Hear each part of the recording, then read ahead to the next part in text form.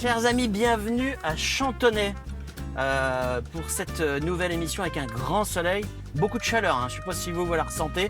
Bon, et en tout cas, elle va être dans les cœurs. Bah oui, elle va être dans les cœurs puisque notre invité aujourd'hui, c'est le père Alexandre-Marie Robineau. Un curé, c'est mon deuxième curé en 10 ans sur TV Vendée dans Sans Détour.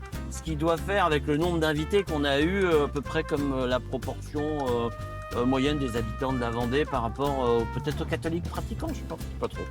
Bref, en tout cas, Alexandre-Marie Robineau est jeune, vous allez avoir l'occasion de le découvrir. Il sort de Mouchamp et on a plein de questions à lui poser sur sa vocation, sa super tendance, sur le nouveau pape, comment il a pris ça, à quoi ça correspond pour les cathos, sur la pédophilie, sur les choses peut-être plus difficiles. On va aller sur tous ces terrains-là, avec beaucoup de simplicité. Vous allez avoir l'occasion de le découvrir. Et puis on va aller dans sa patrie à Mouchamp. Mais ne le répétez pas, hein. Pour le moment, ça reste entre nous. Vous avez l'habitude de cette émission.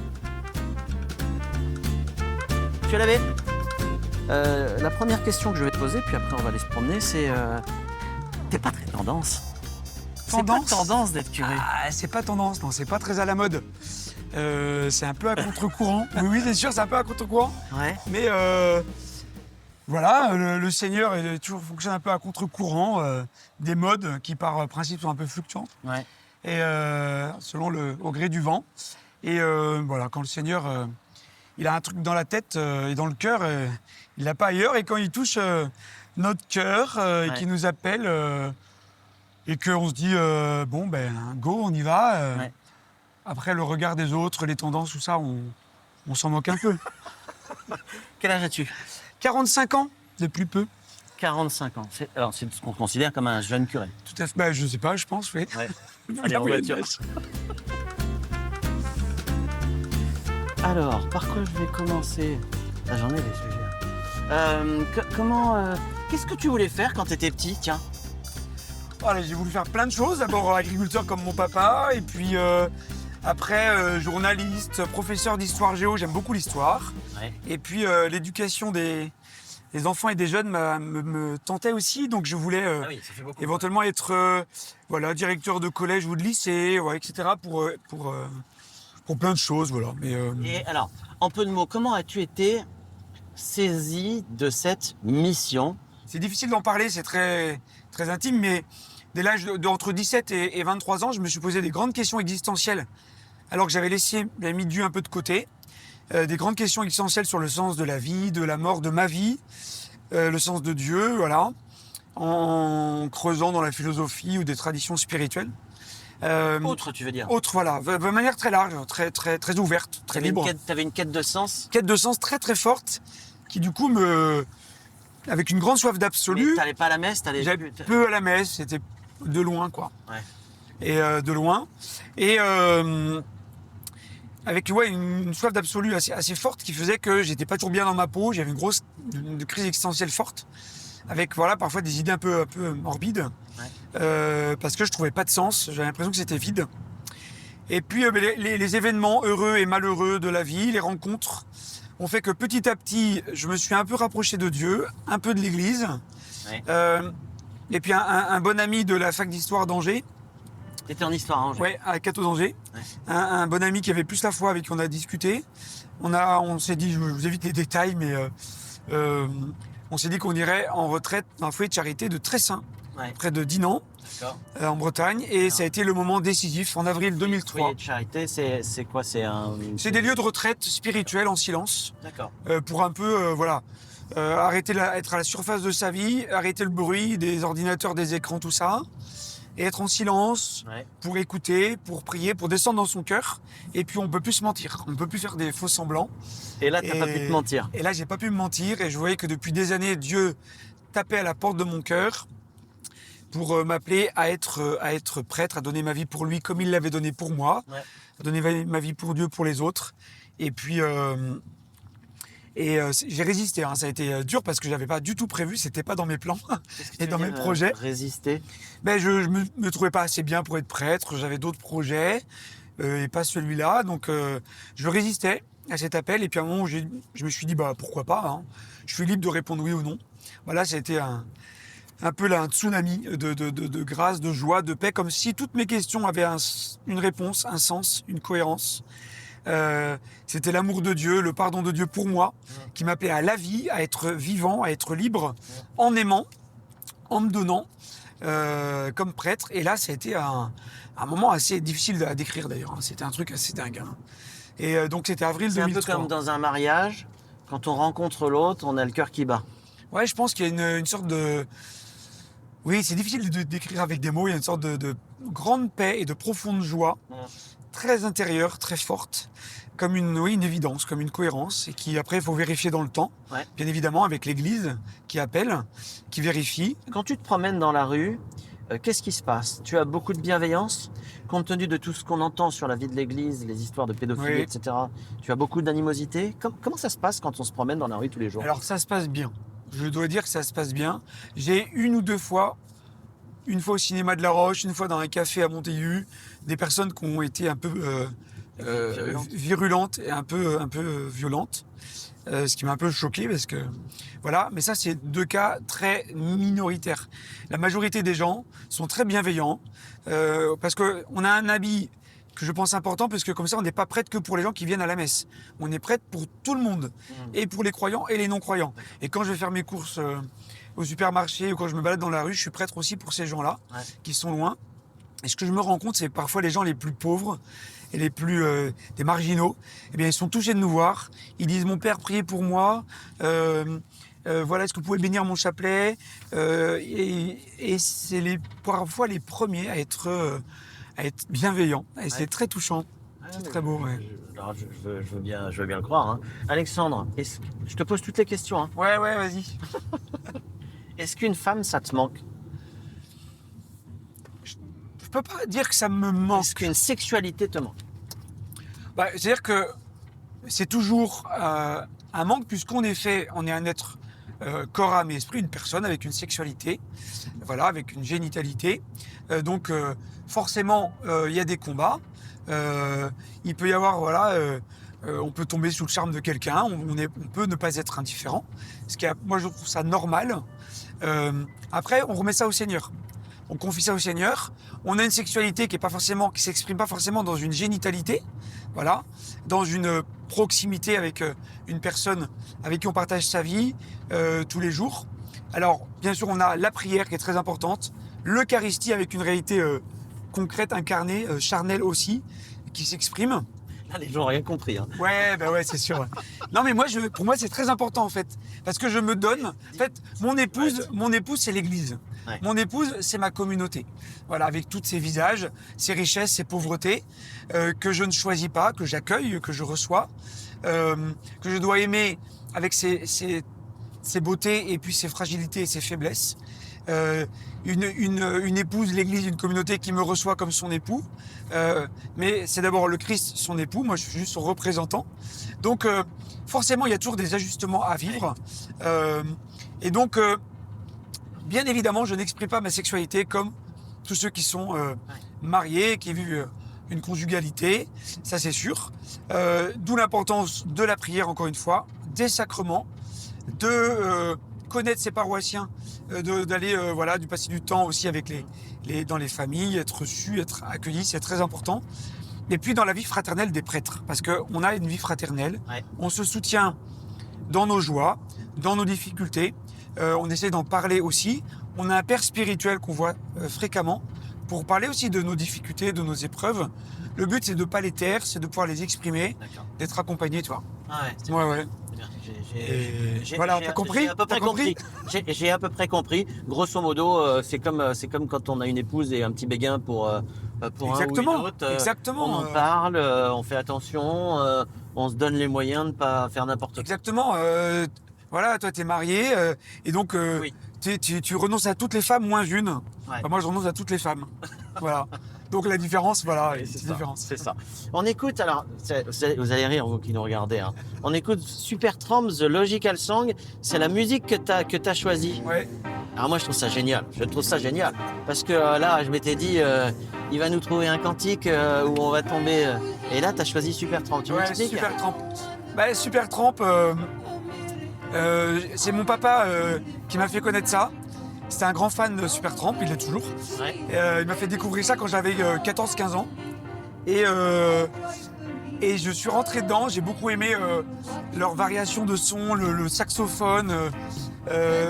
C'est très original Ouais. et c'est des très bons musiciens qui m'ont accompagné toute ma jeunesse. Et la fête. Quand je faisais la fête, voilà, j'aime beaucoup la fête, j'aime beaucoup danser. Ah oui.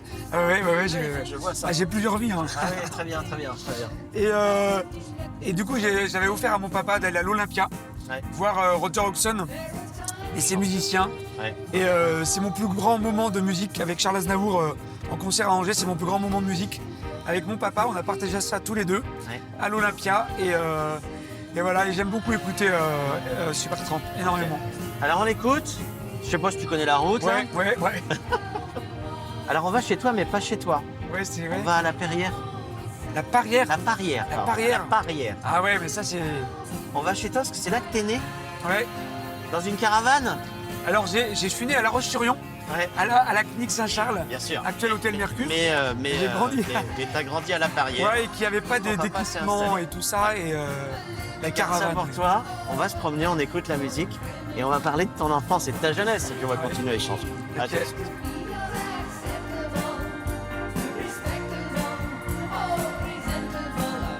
Mon grand-père est né là.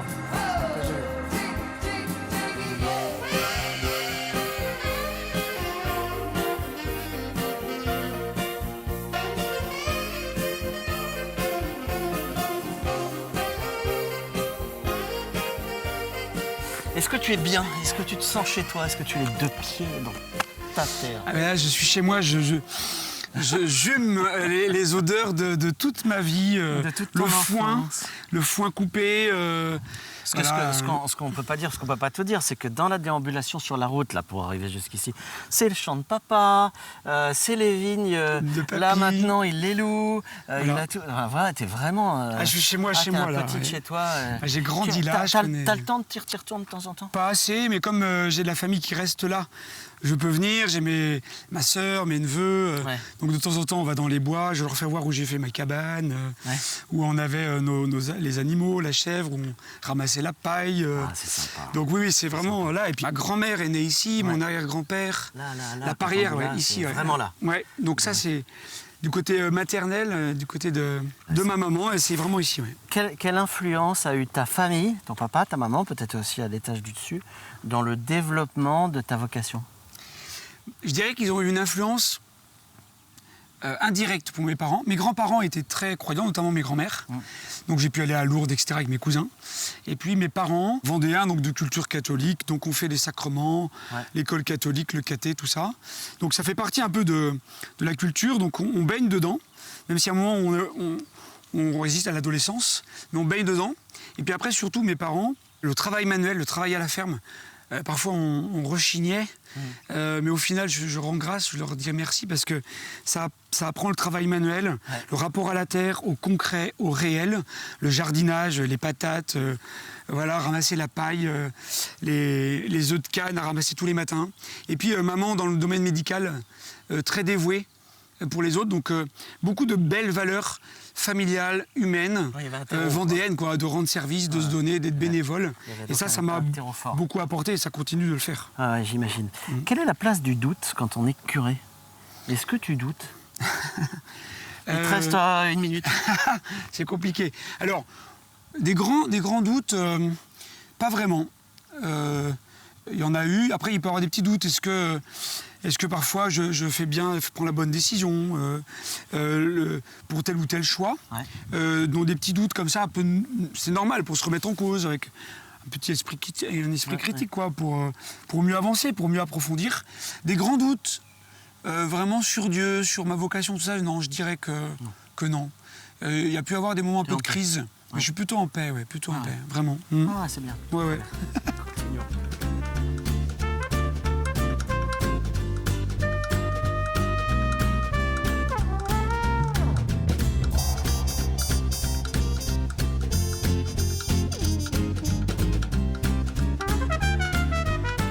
Alexandre, on parle boutique. T'as un nouveau pape? Oui, T'es content? nouveau boss, ouais, je suis content, ouais. C'est toujours des moments des moments importants hein, dans la vie de prêtre dans l'église. Ouais. Et donc, c'est des moments de grande joie et on a le sentiment, alors il a commencé il y a un peu plus d'un mois, hein, Ouais.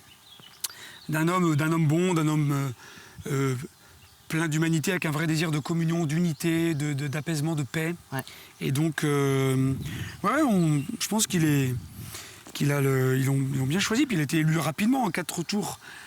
C'était pas forcément gagné. On ne pensait pas que ça aurait été si rapide. Donc c'est plutôt un bon signe d'unité. Ouais, je voudrais comprendre la place de la hiérarchie là, dans ton cœur de curé, parce que c'est pas comme un président de la République. Ah non.